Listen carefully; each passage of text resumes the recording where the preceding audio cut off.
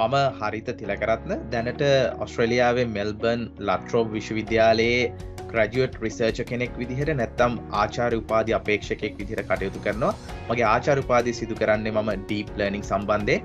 ඒත් එක්කම Microsoft ආයතනයත් එක්ක සම්බන්ධ වෙලා කටයුතු කරනවා. Microsoft ආයතනයේ most valuable professional කෙනෙක් විදිහට artificial intelligence කියන කැටගරි එකකින්. data science කියන්නේ ඇත්තටම අලුත් ෆීල්ඩ් එකක්.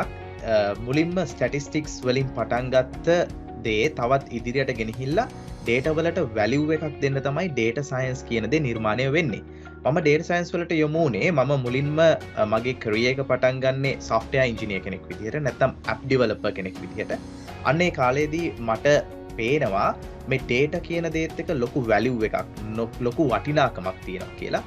ඒත් එක්කම මගේ ප්‍රථම උපාධිය මම නිම කරන්නේ රජරට විශ්වවිද්‍යාලයේදී තොරතුරු හා sannivedana තාක්ෂණය පිළිබඳව. එතනදිත් මම ලබා ගන්න න්‍යායාත්මක වගේම ප්‍රායෝගික දැනුමේදී මම තේරුම් ගත්ත දෙයක් තමයි මේ data තමයි ඉස්සරහදී ගොඩක් වැදගත් වෙන්නේ කියන දේ. ඒ නිසා මම මගේ career එක data science කියන path එකට යොමු කරනවා. ඒත් එක්කම මම යොමු වෙනවා ඒ සම්බන්ධයෙන් research කරන්න.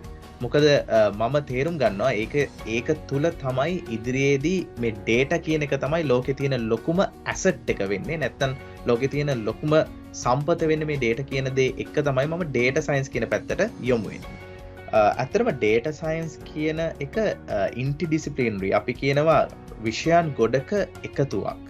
මොකද data scientist කෙනෙක් තුල තියෙන්න ඕනේ දැනුම් විෂයපත්‍යයන් විවිධාකාරයෙන් වෙනස් වෙනවා.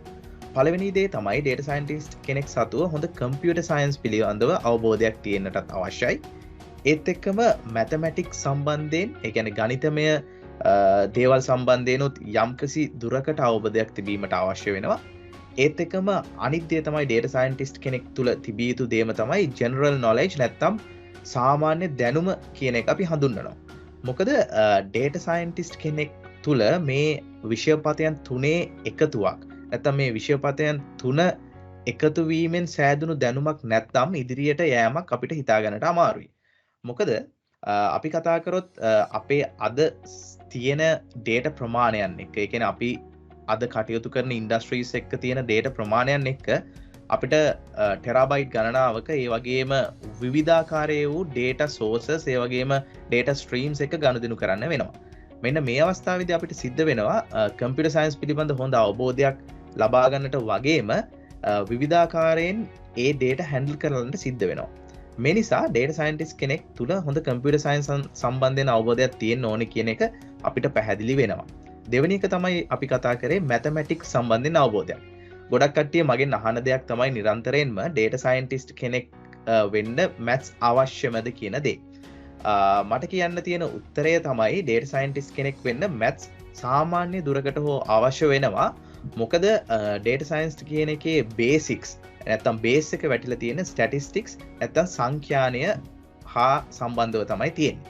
ඒ නිසා මේ data තේරුම් ගැනීමට මේ දත්ත අතර තියෙන සම්බන්ධතා තේරුම් ගැනීමට යම්තාක් දුරට හෝ mathematics සම්බන්ධයෙන් අවබෝධයකුත් අවශ්‍ය වෙනවා.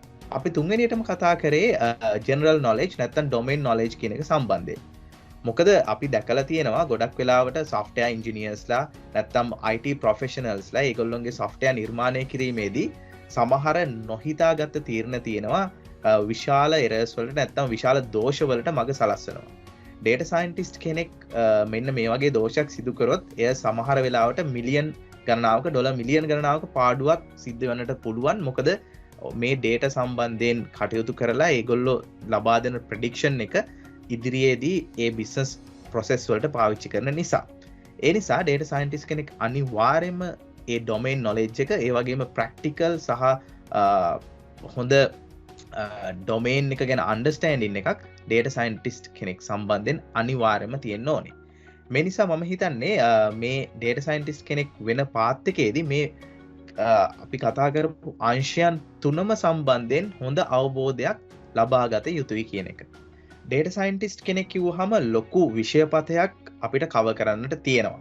මේ සම්බන්ධයෙන් අපිට ඉගෙන ගන්නට තියෙන නැත්නම් අපේ hands on experience හදා ගන්න තියෙන tools සහ techniques විශාල ප්‍රමාණයක් තියෙනවා. අතරින් පළවෙනි දේ තමයි programming languages. බොහෝ වෙලාවට අද data scientist කෙනෙක් පාවිච්චි කරන programming language විදිහට අපිට Python සහ R කියන language දෙක හඳුන්වන්නට පුළුවන්. ඒත් එක්කම Scala, Spark, ඒත් එක්කම තවත් SQL, SQL වගේ languages, scripting languages වගේ දේවල් මේ data science කියන විෂය පතයත් එක්ක බැඳිලා තියෙනවා.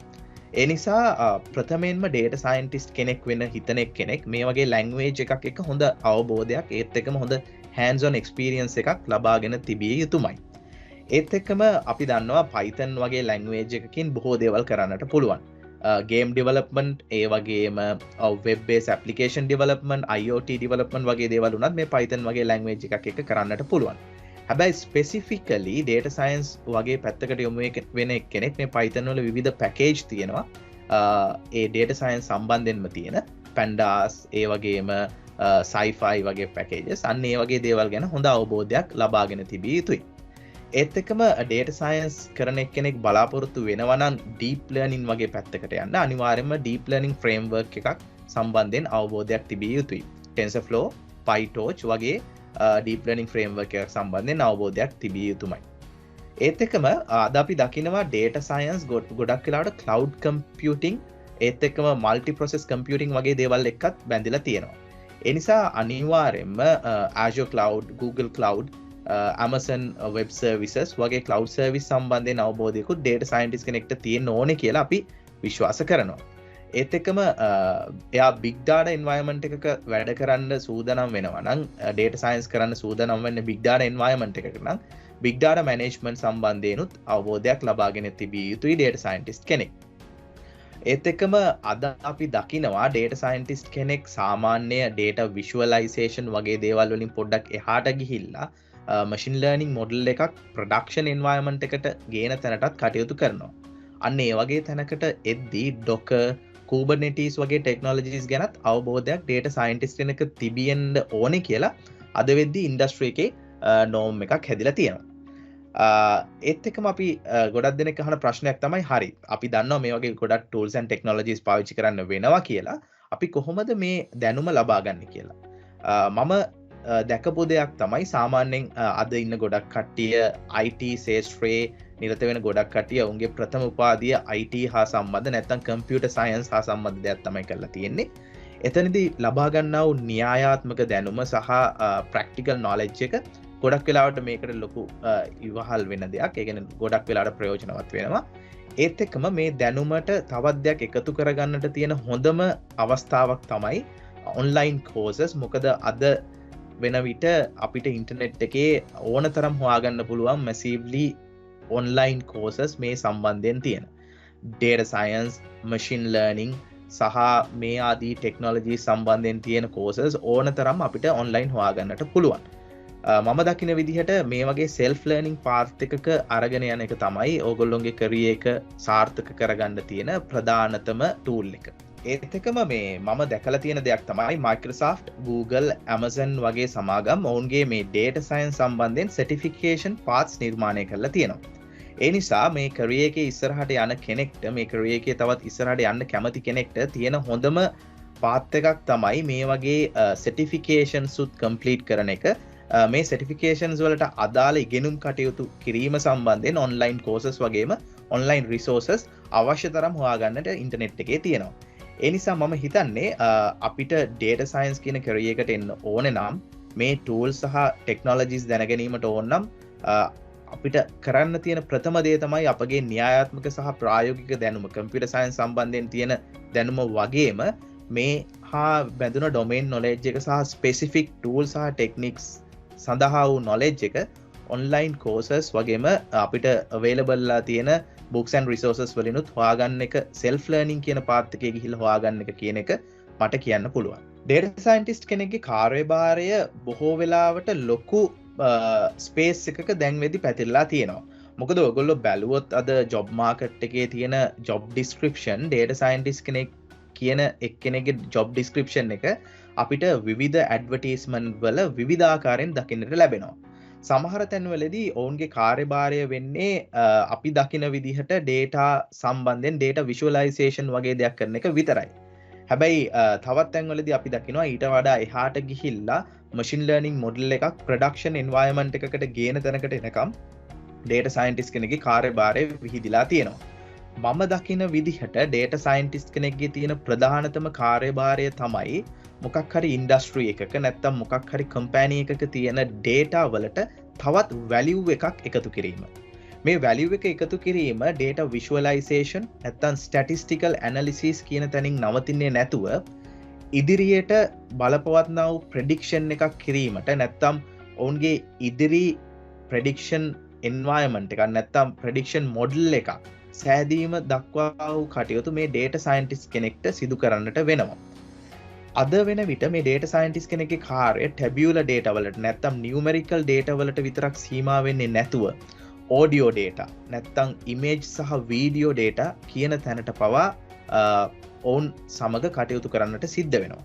ඒ නිසා අපිට මේ ඩේටා සයින්ටිස්ට් කෙනෙක්ගේ කාර්යභාරය අපිට ඩිෆයින් කරන්න වෙන්නේ ඕනෑම ඩේටා එකක් සඳහා. ඒ කියන්නේ නියුමරිකල් වේවා, මේක ඉමේජ් ඕඩියෝ වීඩියෝ ඩේටා වේවා, මේ ඩේටා සම්බන්ධයෙන් ඒ ඩේටා වලට තවත් ඊට වඩා වැලියු ඇඩිෂන් එකක් ලබා දීමට තමයි ඩේටා සයින්ටිස්ට් කෙනෙක්ගේ කාර්යභාරය විදිහට අපිට ඩිෆයින් කරන්නට වෙන්නේ. ඔව්. රැකියාව වෙළඳපොලේ ඩේටා සයින්ටිස්ට්ලා සඳහා ලොකු ඉල්ලුමක් මේ වෙනකොට ඇති වෙලා තියෙනවා. ලොකු බස් එකක් අපිට පේනවා ඩේටා සයින්ටිස්ට්ලා හයර් කිරීම සම්බන්ධයෙන්ුත් තියෙනවා.